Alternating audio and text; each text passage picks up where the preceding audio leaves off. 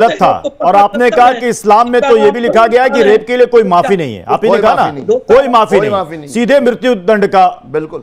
और उसमें इस्लाम में तो यह भी है कि उससे एक जगह जमीन पर आधा गाड़ दो और पत्थर फेंक के मार कहते हैं उसे, है ना। तो जब ये बताइए कि जब वो चीजें होंगी फिर आप ही कहेंगे कि ना हम फिर कानून को मानेंगे।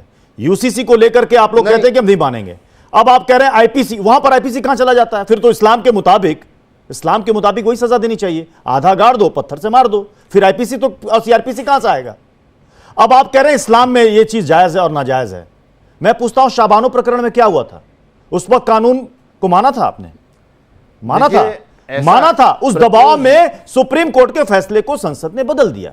उस वक्त कहां था आपका इस्लाम जायज नाजायज, वो कहां था? मुलायम सिंह यादव कहते हैं लड़के लड़कों से गलतियां हो जाती हैं, उस वक्त आप कुछ क्यों नहीं कहते? सुप्रीम कोर्ट के तो बहुत सारे फैसलों को मौजूदा सरकार भी बदल रही है।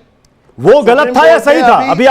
अभी आप इस्लाम की दुहाई दे रहे हैं ना, ठीक है, बहुत अच्छा, इस्लाम में कहा गया कि सीधे मार दो, लेकिन वो चीज यहां एक डेमोक्रेटिक कंट्री में जहां पर एक संविधान है, कानून है, आईपीसी सीआरपीसी है, वो कहां से चलेगा? नहीं चलेगा। मैं यही बात आपसे कह रहा हूं कि सुप्रीम कोर्ट के बहुत सारे कानून जो हैं वो मौजूदा सरकार भी बदल रही है। अभी इलेक्शन कमिश्नर को चुनने का जो प्रावधान सुप्रीम कोर्ट ने बनाया था उसको पलट दिया गया, किसी को पता भी नहीं चला, किसी चैनल पर डिबेट नहीं हुई। गला काट देंगे अगर वो गलत कर रहा है, जिससे है उसको बोलने दीजिए, आप कोर्ट में जाएंगे कि सवाल जिससे है उसको बोलने दीजिए। आप सिर्फ दीपक पांडे मेरे ख्याल से अब आवाज सही हो गई होगी, हालांकि बहुत ज्यादा वक्त नहीं बचा है, आवाज जा रही है। दीपक पांडे पहचान छिपा करके शादी करना, इसको अब अपराध की श्रेणी में माना जाएगा। इसको लेकर के कानून सख्त करने की बात हो रही है, तो इसको लेकर के सवाल क्यों कि ऐसा नहीं होना चाहिए? ये खास मजहब के लोगों को टारगेट करने के लिए बनाया जा रहा है। देखिए, बिल्कुल अगर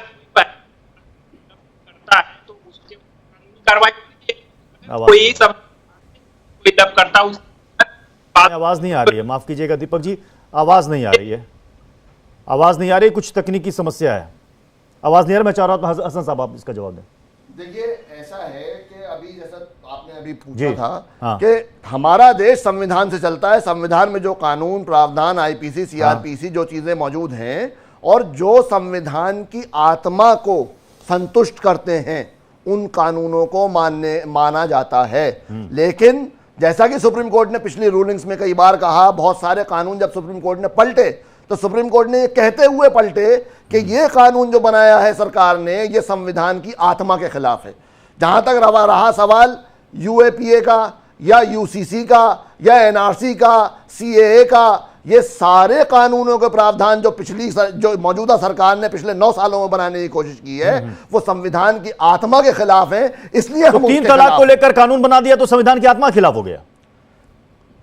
3 तलाक को लेकर कानून बना दिया, संविधान की आत्मा के खिलाफ हो गया। संविधान जो है वो आर्टिकल 2930 के अंदर जितने भी अल्पसंख्यक समुदाय हैं इस देश के, उनको ये प्रावधान देता है कि वो अपने जो पर्सनल लॉ है उसको फॉलो करेंगे, अपने जो एजुकेशनल इंस्टीट्यूशंस हैं उसको वो बनाएंगे और उसके अंदर ये प्रावधान है कि वो अपने हिसाब से उसका पूरा मैनेजमेंट, पूरी चीजें चला सकते हैं। तो जब संविधान ही हमें ये राइट दे रहा है तो ये कौन होते हैं हमारा राइट छीनने वाले? यूसीसी से दिक्कत इसलिए की जा रही है, और पता है कि एक महिला ने सुप्रीम कोर्ट में केस किया हुआ है कि मुझे भाई से कम मिला प्रॉपर्टी में हिस्सा। देखिए, वो इसलिए गई वहां पर। यूसीसी इसलिए नहीं लाया जा रहा है, यूसीसी इसलिए लाया जा रहा है कि आपके अधिकारों को छीना जा रहा है। वक्फ की संपत्तियां हैं उनको किस तरीके से खाया जाए, यूसीसी इसलिए आ रहा है।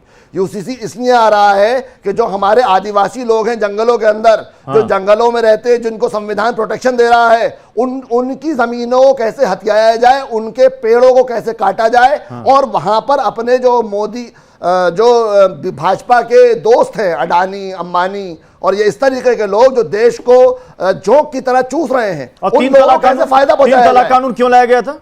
सबके लिए कार्य करती है सरकार, हिंदू मुस्लिम नहीं करती। अगर हिंदू मुस्लिम भाई 3 तलाक कानून का तो मुस्लिम बहनों ने सभी सरकारें केवल आपके लिए वेलकम किया, हिंदुओं के लिए कोई कार्य नहीं हुआ।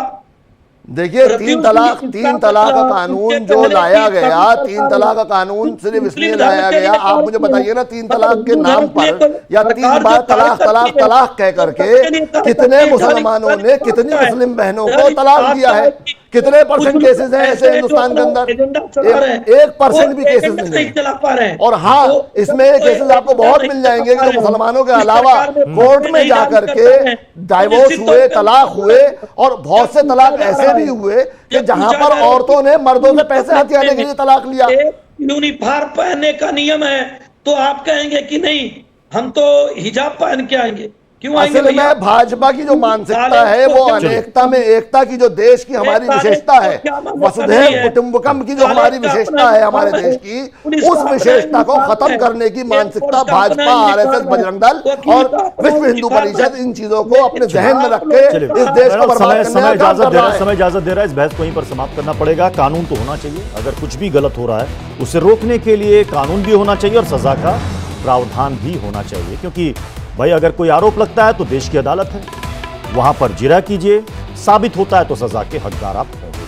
बहुत बहुत शुक्रिया हमारे साथ जुड़ने के लिए। एक छोटा सा ब्रेक, आप देखते रहिए इंडिया डेली लाइव।